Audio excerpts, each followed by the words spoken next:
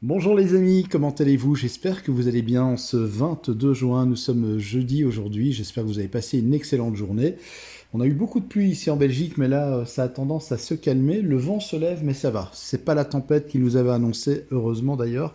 C'est vrai que ici en province de Namur, on était carrément en code rouge, hein. Donc la météo nous annonçait quand même des intempéries assez sévères. Et au final, ben, ça s'est encore bien passé. On n'a pas eu d'orage, par contre, par ici.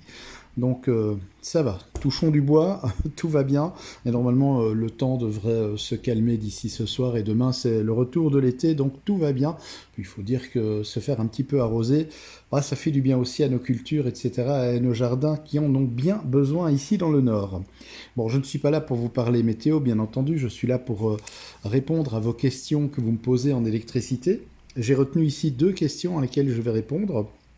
Tout d'abord, quelle est la distance de sécurité suivant les tensions? Bon, évidemment que plus la tension augmente, plus la distance augmente, c'est logique. Alors, il faut compter en fait 1000 volts par centimètre. Donc, 1 centimètre, c'est l'écart qu'il y aura, je vais dire, pour isoler à 1000 volts. Et ainsi de suite. Par exemple, 10 000 volts, 10 centimètres. 20 000 volts, eh bien, à ce moment-là, c'est 20 centimètres, etc., etc. Mais c'est vrai que je vais dire, les normes sont strictes, bien évidemment. Les conducteurs doivent être éloignés quand même à une distance suffisante pour éviter un arc électrique. Il faut aussi rappeler qu'une ligne électrique aérienne, eh bien, forcément, elle subit les aléas climatiques. Quand il y a beaucoup de vent, ben, les câbles bougent, les lignes sont déportées. Et donc, effectivement, ce qui fait que les conducteurs peuvent se rapprocher aussi du pylône. Donc, tout ça est vraiment strictement bien calculé. Alors, dans les normes, on va commencer par la basse tension, donc c'est-à-dire le 400 volts ou 230 volts. Bien là, la distance de sécurité préconisée, c'est de 5 à 10 mètres. Voilà, ça c'est la distance de sécurité pour la basse tension. Maintenant, pardon, pour la moyenne tension qu'on dit aussi HTA, on dit encore moyenne tension en Belgique, je le rappelle. Je sais que chez vous en France, c'est le terme HTA que vous utilisez, donc c'est-à-dire du 20 000 volts, 20 kilovolts. Et bien là, la distance, c'est 20 mètres. Voilà, 20 mètres. Ça, c'est vraiment la distance de sécurité à respecter. Pour la haute tension, donc haute tension de 70 kV, 70 000 volts, 70 kV, eh bien, là, c'est 80 mètres, la distance de sécurité. En haute tension, toujours, mais cette fois-ci des tensions déjà un peu plus grandes, entre 90-90 kV et 120 kV, donc 120 000 volts. À ce moment-là, la distance de sécurité, c'est 100 mètres. Enfin, pour la très haute tension, donc très haute tension, bah, ça commence, je vais dire, à partir d'une ligne à 225 kV, ce qui fait 225 000 volts. Eh bien, à ce moment-là, la distance de sécurité, c'est 200 mètres. Et pour les lignes que nous avons, les lignes de transport que l'on appelle aussi des interconnexions, donc c'est la THT, comme il y a ici près de chez moi, donc c'est du 400 000 volts. Donc en Belgique, on dit même 380 000 volts exactement. Donc THT, donc 380, 400 000 volts, 400 kilovolts. Là, la distance de sécurité, c'est 350 mètres. Donc évidemment, cette distance de sécurité est très importante. C'est pour éviter les courts-circuits entre phases. C'est pour éviter aussi qu'il y ait un arc électrique qui s'amorce entre le pylône qui lui est à la terre et la phase. Il faut savoir que lorsqu'il y a du vent, bon, si je prends ici, allez, je vais dessiner une ligne tout à fait conventionnelle. Voilà, donc c'est triphasé, donc forcément, on y retrouve 3 isolateurs. Si le vent souffle comme ceci dans cette direction, donc le vent souffle comme ça, forcément, les lignes vont être déportées Et ça va également déporter les isolateurs. Je ne sais pas si vous avez déjà remarqué, quand il y a du grand vent, eh bien, on voit les lignes, les isolateurs, qui sont déportés comme ceci. Et on voit également les câbles qui font des courbes comme ça, parce que forcément, soufflés par le vent, les lignes, forcément, sont repoussées. Et imaginons, bon, le poteau, forcément, il est à la terre. Imaginons que ce soit un pylône métallique, par exemple. Ben, forcément, le problème se situe ici. Au niveau de ces isolateurs-là, bon, pas de souci, c'est déporté, il n'y a pas de problème. Mais là, par contre, on se rapproche, la distance, en fait, entre la ligne et le poteau et le pylône se rapproche, autrement dit, on risque d'avoir un arc électrique qui s'amorce. Et là, ça peut créer des problèmes, ça peut créer des disjonctions, des pannes de courant sur la ligne, mais tout ça évidemment est calculé, c'est-à-dire qu'on calcule vraiment de telle sorte qu'on sait que même si ça se déporte en cas de grand vent, on assure une distance ici de sécurité quand même maximale qui fait que ça évite d'avoir un arc électrique et d'avoir un déclenchement de la ligne. Voilà, ça c'est pour la première question qui m'avait été posée. On m'a posé aussi une autre question concernant donc les oiseaux, comme vous savez, qui se posent sur un câble électrique et qui ne se font pas électrocuter parce qu'ils sont au même potentiel. Pour qu'il y ait électrocution, je le rappelle, il faut qu'il y ait différence de potentiel. Et cette personne me dit, mais oui, mais imaginons par exemple que donc le gars, il me dit que je suis en train de marcher sur le fil, que je suis en train de marcher sur le fil. Est-ce que je risque de me faire électrocuter ou pas? Alors, la réponse, ça dépend aussi bien sûr de la tension.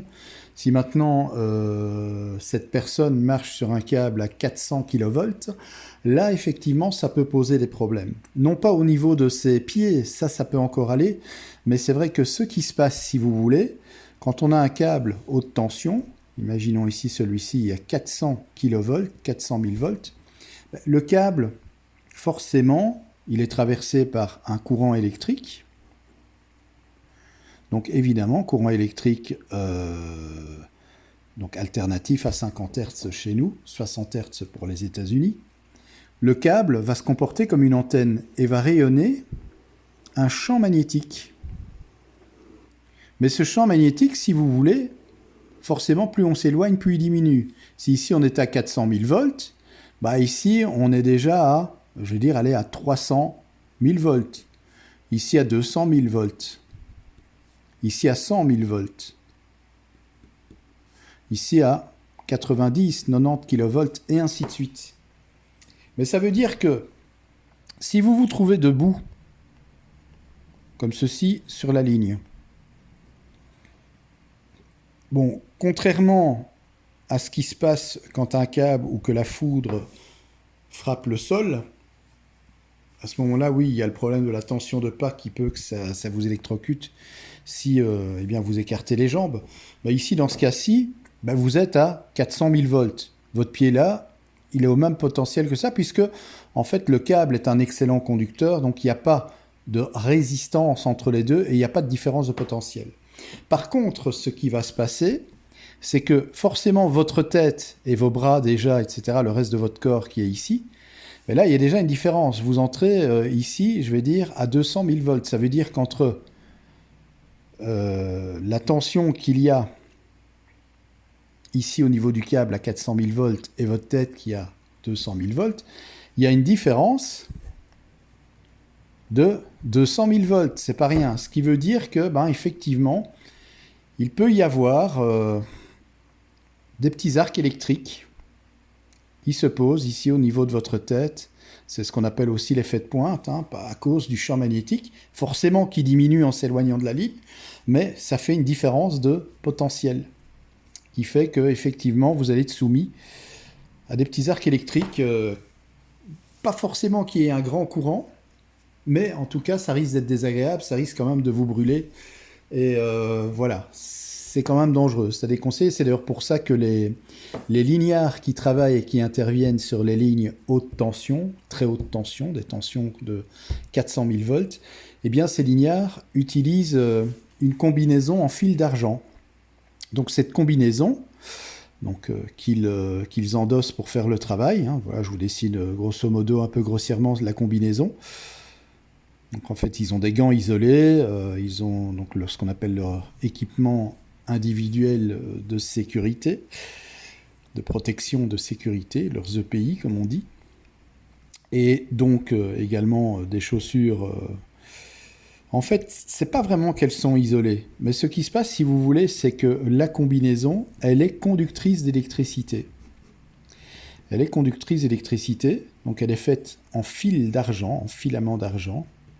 Donc en fait, vous vous trouvez, vous, à l'intérieur, dans une cage de Faraday. Et comme vous le savez, dans une cage de Faraday, eh bien, vous ne subissez aucune conséquence de l'électricité. C'est-à-dire que entre le câble et vous, vu que c'est votre combinaison qui prend, eh bien, forcément, ces différences de tension, ces petits arcs électriques qui vont se faire entre d'une part la ligne et vous, vont se faire via cette combinaison en fil d'argent. Autrement dit, vous à l'intérieur, pas de souci, vous ne subissez aucun dommage, aucune brûlure, aucune sensation d'électrisation ou quoi que ce soit, aucun coup de bourre, puisqu'on appelle ça aussi un coup de bourre quand on est soumis comme ça à des différences de potentiel. Forcément, ça donne des coups de bourre. Donc ici, grâce à cette combinaison, je le rappelle, qui est en fil d'argent, eh bien, le lignard qui se trouve à l'intérieur pour faire son boulot, eh bien, il est bien, quoi. Il n'a rien. Voilà, c'est un équipement de protection indispensable, sans quoi, si vous allez travailler sur une ligne à 400 000 volts sans cet équipement de protection, vous allez non seulement ramasser des coups de bourre, et c'est pas très agréable, mais qui plus est, vous allez être brûlé par les arcs électriques qui s'amorcent entre le câble et la combinaison, puisqu'en fait, ce qui se passe, votre combinaison, par exemple, ici, quand vous approchez du câble, je sais pas moi, on va prendre l'exemple de tantôt, elle est à 200 kV, le câble est à 400 000 volts, il y a une différence de 200 000 volts, et justement, ces arcs électriques, c'est cette différence de 200 000 volts qu'il y a entre le câble et vous. Autant, c'est mieux que ce soit la protection qui fasse son rôle, c'est-à-dire que ces arcs électriques se déchargent au niveau de la combinaison en fil d'argent, et puis plus vous vous rapprochez du câble, plus l'arc électrique est moins fort, forcément, puisque 200 000 volts, puis vous avez 100 000 volts, 90 000 volts, et ainsi de suite, jusqu'au moment quand vous toucherez le câble, et bien là vous serez au potentiel de la ligne 400 000 volts. Il faut savoir aussi que les lignards, quand ils travaillent sur le réseau haute tension, très haute tension, ils ont en fait une pince, hein. Donc c'est-à-dire que leur nacelle, hein, s'ils sont dans une nacelle, leur nacelle est reliée au potentiel de la ligne à 400 000 volts pour éviter justement aussi ces problèmes, ces différences de tension à cause du champ magnétique qui diminue, qui augmente quand on s'éloigne, qui diminue quand on se rapproche.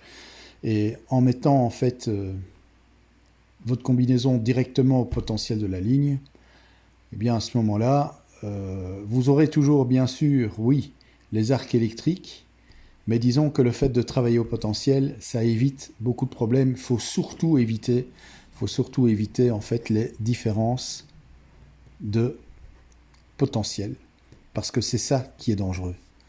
C'est la différence de potentiel. Voilà. Je vous remercie d'avoir regardé cette vidéo. 14 minutes quand même, mais bon, c'était assez intéressant de revoir ça ensemble.